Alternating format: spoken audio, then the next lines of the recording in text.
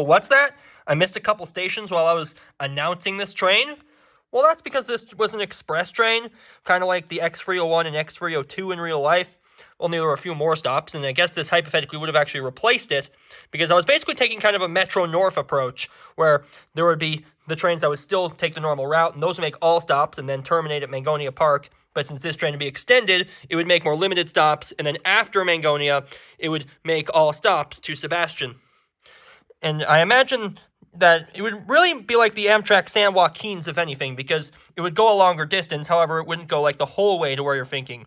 Like the San Joaquins only goes to Bakersfield and not the whole way to Los Angeles, while this train would only go to Sebastian and not the whole way to like Orlando.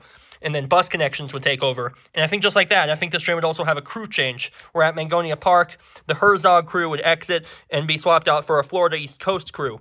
And then right after that, there actually does exist this little transfer track right past the station where it can quickly move over to the Florida East Coast line.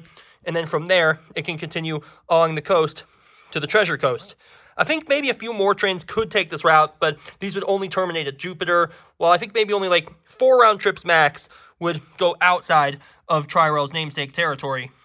And this is all a weird consideration. Its whole purpose would, of course, be to connect the Treasure Coast with South Florida, which, unlike Brightline, which is meant to connect South Florida with Orlando and Tampa and points forth. Because, of course, there are several notable population centers like Stuart, Fort Pierce, and Vero Beach. And, of course, Fort Pierce would also connect in with Port St. Lucie, which has a population of over 200,000. So, yeah, I once read that map, and I really like the idea of it. It'll never become reality with Tri-Rail's current financial situation, but I just like to think about these what-ifs so that this line was real. And, of course, that also includes that extension to Homestead, which had actually been discussed. And, of course, that same map I got it from also had this line to Okeechobee and to Clewiston, but I think those are all talks for another time.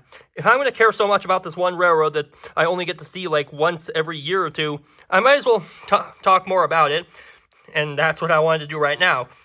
But, of course, I think I need a little more explanation, so I figured I'd give that.